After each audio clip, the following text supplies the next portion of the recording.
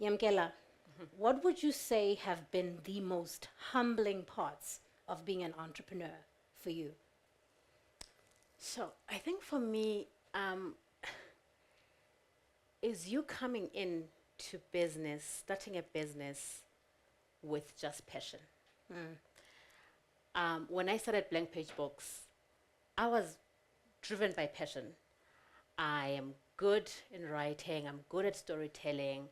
I've been publishing for years. I studied this thing, and so I can do it, right? But the driving force for me was passion.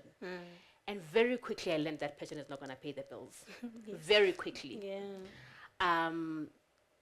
So I'll give you an example. So when I started, it was all about me. I was like, okay, what kind of books do I like? You know, not what kind of books are selling, right? And so within 2 titles, I realized I'm gonna have to change this. You know, I'm gonna have to say no. For example, in the business right now, we don't publish fiction because we realize South Africans don't read fiction. You know, and it was hard for me because it's like, but this is what I like. My passion.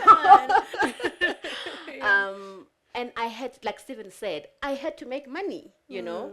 I couldn't keep on pouring money into the business and the business was not pouring money back to me, you know. So for me, the one thing that I always say to people is, great, passion is a great start. After that, before you pour money into this thing, ask yourself, do the research. How many numbers? I mean, what are the numbers in the market right now? In what I'm doing? Am I going to sell? Is there a need? And if there is a need, who else is doing it? And how are they doing it? And are they winning? What angle can I take? You know? So the business is totally different from what it was when I started right now. In fact, I wouldn't have thought that it was going to become this, you know. And I look now and I'm like, okay, this is what business is. It is not you working in the business. It's you working on the business, you know.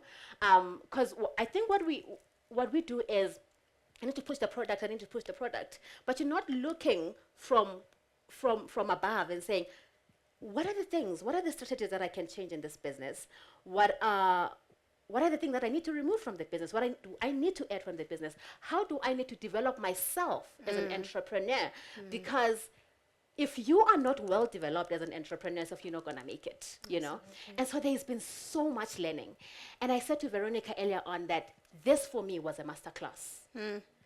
When Steven gave me those interviews, I said to myself, every single thing that is being said in these interviews needs to be in this book, but unfortunately, it can't all be here. And so I was struggling with, what do I put in? What do I leave out? And I think I said this with you as well, that, you know, I was so privileged to actually listen to every single thing, you know, and I would listen and I would write notes for myself. I was like, okay, this is what I need to do in my business, you know. But, you know, it's been such an absolute pleasure for me. And what I was humbled on in business has answers now. I can actually be able to go and apply those answers.